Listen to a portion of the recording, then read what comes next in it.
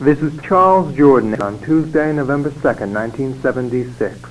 Election Day, 1976.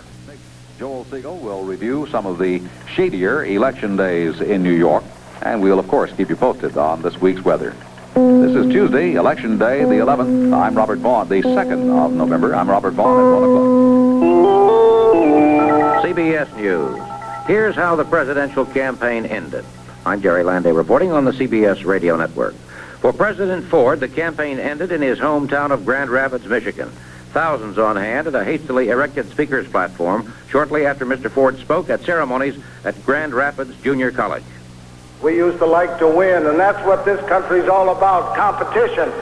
It's good for America, it's good for schools, it's good for students, it's good for us, and that's what makes America great today.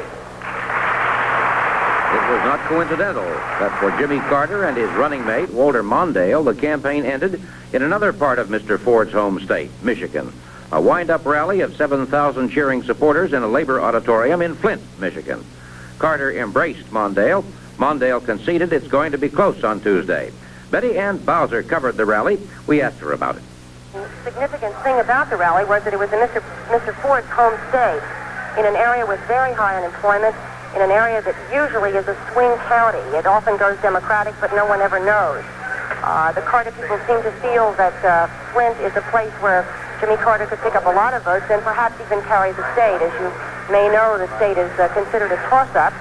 And as he goes home tonight, he seems in a very up mood. On Peanut One this afternoon, he came through the plane and talked with reporters.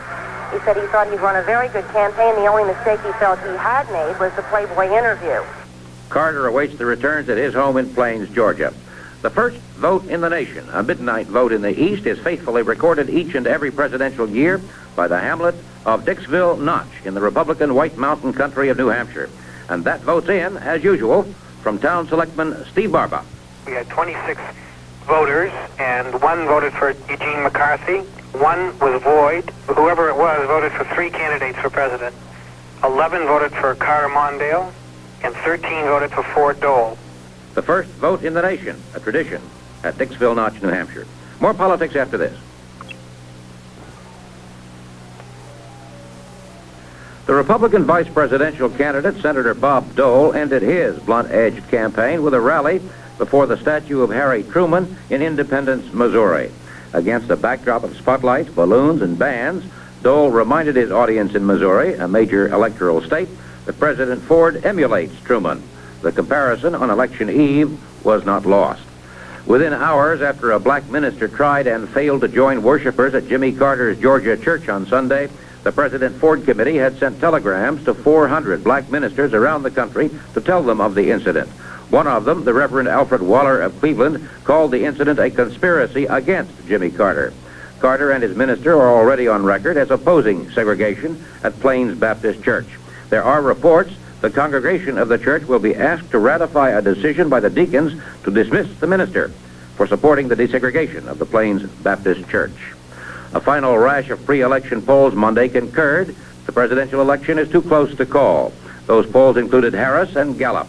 A state-by-state survey by the AP projected a lead in electoral votes for Jimmy Carter, but shy of the number needed to elect. There are 23 toss-up states in the late AP poll. Now this.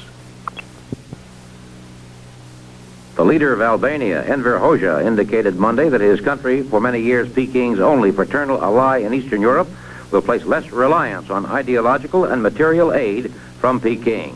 Hoxha was addressing the Albanian Communist Party Congress. I'm Jerry Landay, CBS News. I'm Robert Vaughn for News 88. Good morning. WCBS News time is 6 minutes after 1 o'clock. It is clear this morning. 35 is the temperature here in town, with humidity of 54%, barometer going up from 30.22.